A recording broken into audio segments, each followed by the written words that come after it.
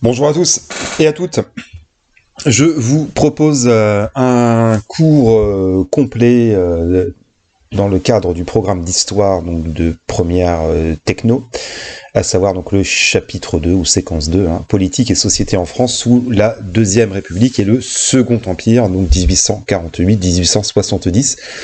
Donc période brève mais ô combien importante, et on traitera en conclusion rapidement du sujet d'étude consacré à la figure de Victor Hugo. Donc bien sûr on fait suite au chapitre consacré donc au Premier Empire, mais on va pas étudier en détail la période entre 1815 et 1848, donc ce qu'on appelle la Restauration et puis la monarchie de Juillet. Enfin, je vais quand même l'évoquer en introduction. Donc, on s'était arrêté, bien sûr, en 1815, à la chute de Napoléon Ier, donc après la défaite à Waterloo, sachant que la monarchie donc est restaurée, donc ce qu'on appelle donc la Restauration. Avec le retour donc des Bourbons, donc la famille de Louis XVI, avec ses deux frères, donc Louis XVIII et Charles X, qui avaient fui la France dès 1789 et puis qui avaient tenté à plusieurs reprises de reprendre le pouvoir. Et après la première abdication de Napoléon Ier en 1814, Louis XVIII est revenu au pouvoir. Ensuite, Napoléon revient, ce qu'on appelle les 100 jours, et finalement, deuxième restauration. Donc, retenez bien les deux frères de Louis XVI, donc Louis XVIII et Charles X. Alors, ils vont quand même faire quelques concessions. Ils vont pas revenir totalement à la monarchie absolue. Alors c'est pas tout à fait non plus une monarchie, on va dire, constitutionnelle, parce qu'il n'y a pas de constitution, mais il y a quand même un texte qui encadre les pouvoirs du roi, donc ce qu'on appelle une charte. Donc Louis XVIII meurt de vieillesse, on dira, en 1821, et Charles X, lui, est un petit peu plus, on dira, absolutiste. Et c'est intéressant de le noter, on y reviendra dans d'autres points, mais enfin voilà, il y a un événement majeur sous la fin de son règne, c'est la conquête d'Alger, donc le début de la colonisation de l'Algérie. Donc en 1830, il y a une révolution donc qui chasse Charles X, donc c'est la révolution ce qu'on appelle de Juillet, alors qui est illustrée dans le célèbre tableau La liberté guidant le peuple de Eugène Delacroix, où on voit, on pourrait dire une allégorie de la liberté, on pourrait dire Marianne, même si bon, elle n'existe pas encore officiellement, enfin voilà, on va dire l'allégorie de la liberté, seins nus qui tient un drapeau. Donc ça c'est un hommage à la révolution de 1830. Et donc là où c'est un peu ambigu, c'est qu'il n'y a pas de restauration de la République, il y a une nouvelle forme de royauté, on dira une monarchie plus tempérée, qu'on peut dire constitutionnelle, avec Louis-Philippe d'Orléans. Donc les Orléans, c'est une famille de nobles très puissants durant l'Ancien Régime. D'ailleurs, un des cousins de Louis-Philippe, qui s'appelle donc Philippe d'Orléans pendant la Révolution, s'était rallié aux îles de la Révolution, et il s'est même fait surnommer Philippe Égalité. Enfin, en tout cas, voilà, la famille des ducs d'Orléans était une famille de nobles, mais ralliée à certaines idées de la Révolution, en tout cas ralliée à l'idée d'une monarchie tempérée. Sauf qu'on verra que Louis XVIII en 1848 finit par être évincé, contraint à abdiquer après une nouvelle révolution dont on parlera. Donc voilà pour cette première petite introduction à propos donc des événements avant 1848. Donc on va s'intéresser en première séance au contexte, à comment a été fondée la Deuxième République. Alors il y a déjà un contexte en France politique assez pesant, avec donc des mouvements d'abord anti-monarchiques. Donc il y a des républicains qui veulent plus de royauté en France, même si Louis-Philippe est un peu plus tempéré, un peu plus modéré, ils veulent une république. Il y a aussi une aspiration au suffrage universel, l'idée que tous les citoyens masculins puissent voter. Et il y a aussi, et c'est important de le noter, une crise sociale assez importante, avec un très important chômage. Donc il y a un contexte de crise sociale.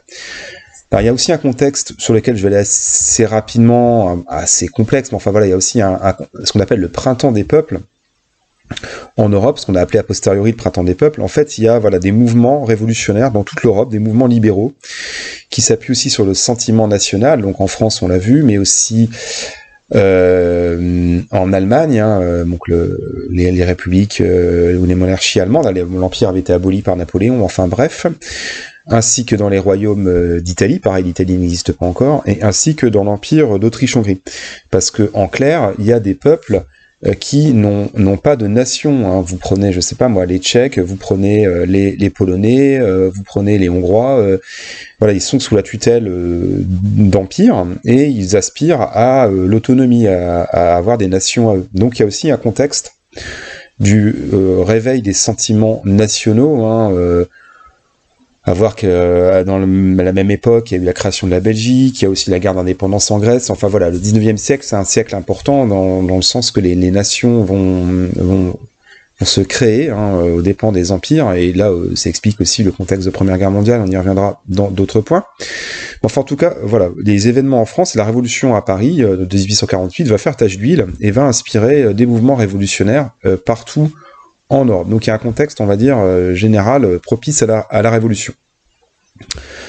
Sachant qu'on est aussi en pleine révolution industrielle, bien évidemment, et qu'il y a une classe ouvrière qui est mal payée, mal considérée, et qui aspire aussi à un meilleur sort. Donc il y a aussi un contexte lié à la révolution industrielle.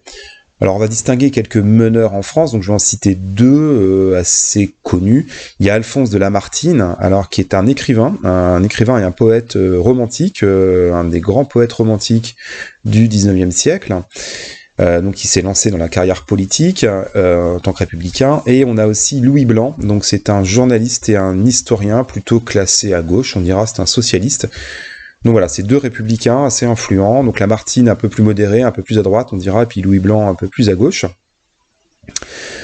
Alors, je vais aller assez vite sur le contexte, mais enfin voilà, la révolution éclate en 1848, donc à Paris, parce qu'en fait, Louis-Philippe, donc est mal conseillé, on va dire, face aux mouvements politiques et sociaux, il va interdire en fait les réunions politiques. Et les républicains, on va dire, se réunissent malgré tout dans ce qu'on appelle la campagne des banquets. En fait, ils réalisent des repas, voilà, ils invitent des centaines de personnes sous le prétexte de faire des repas, des banquets, mais en fait, ce sont des réunions politiques, ce sont des meetings politiques. Et tout ça suscite un climat révolutionnaire, et la révolution va éclater après l'interdiction des réunions politiques, et Louis-Philippe d'Orléans donc est contraint d'abdiquer et quitte le pouvoir, et se forme un gouvernement provisoire qui instaure donc la Deuxième République. Évidemment, la Première République, je l'ai pas dit, mais c'est pas la Révolution française. Donc on dira 1792 jusque 1804, on peut inclure le consulat de Napoléon Bonaparte dans la République. Enfin bref. Alors le régime va prendre quelques mesures, alors sachant qu'en fait en avril 48 il y a l'élection au suffrage universel masculin d'une assemblée constituante, donc une assemblée de députés qui vise à créer une nouvelle constitution, donc il n'y a pas tout de suite un nouveau régime, il faut attendre un petit peu de négocier, donc il y a ce qu'on appelle une constituante, donc une assemblée qui vise à créer un nouveau régime, mais cette assemblée va quand même prendre deux mesures importantes, dont une qui est très symbolique et qui est peut-être la plus connue, que les gens connaissent et retiennent en 1848, c'est bien sûr l'abolition de l'esclavage dans les colonies, en clair les colonies des Antilles, Guadeloupe, Martinique, etc., qui étaient évidemment sous tutelle française, sachant que la traite négrière, donc ce qu'on appellerait aussi le commerce triangulaire, avait été aboli dès 1815 en fait. Enfin en tout cas voilà, il y avait encore l'esclavage dans les colonies, dans les plantations des Antilles, et c'est définitivement aboli avec la figure d'un député qui s'appelle Victor Schœlcher, donc lui qui est aussi assez connu. Enfin voilà, on retient, et c'est assez connu, une des premières grandes mesures prises par la République, abolir l'esclavage. Alors à voir aussi que pour donner du travail aux nombreux chômeurs, des ateliers nationaux sont ouverts. Donc ça c'est une mesure prise par Louis Blanc, dont j'ai parlé tout à l'heure.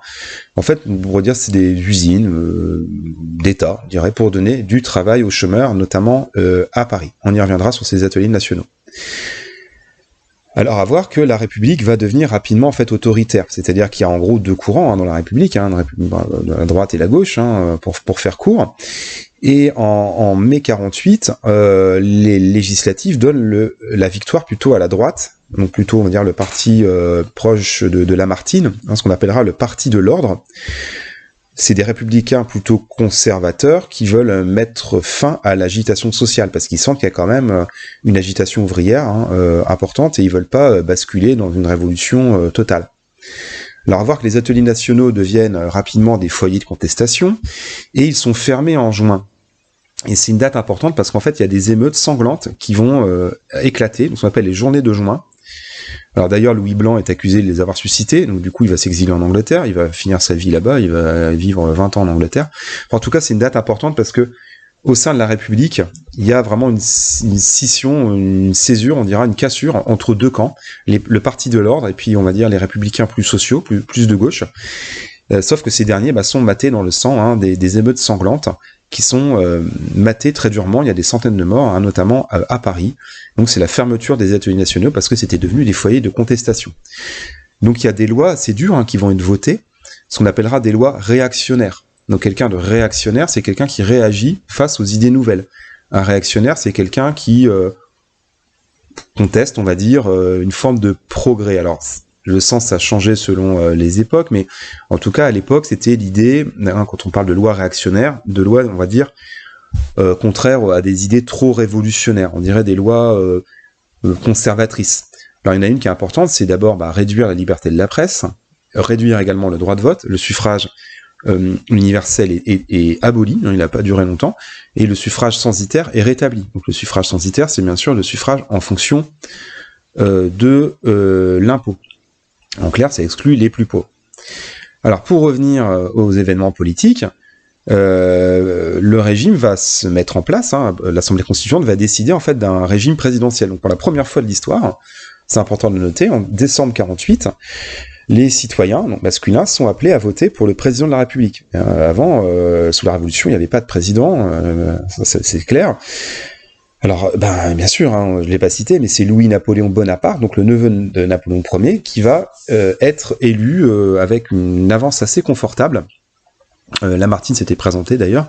Enfin voilà, Louis-Napoléon Bonaparte, dont on reparlera un petit peu tout de suite après, mais voilà, est élu pour 4 ans en obtenant le vote des classes populaires. Alors lui, évidemment, c'est pas un inconnu, c'est bien sûr le neveu de Napoléon Ier. De toute façon, c'est pas son fils, c'est le fils de Louis, donc un des frères de Napoléon, qui avait été roi de Bavière, si je ne dis pas de bêtises.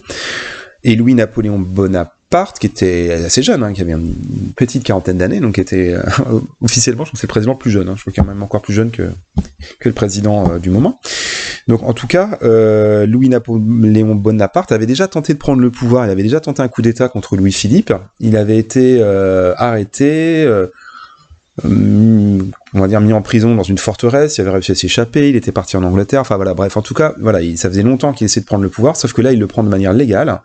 Évidemment, il profite du prestige de son père, mais à voir aussi qu'il obtient le vote des classes populaires, parce qu'on y reviendra, il avait un côté assez social. Donc voilà pour cette première partie, je vais m'arrêter là, et je vous dis à bientôt pour la suite.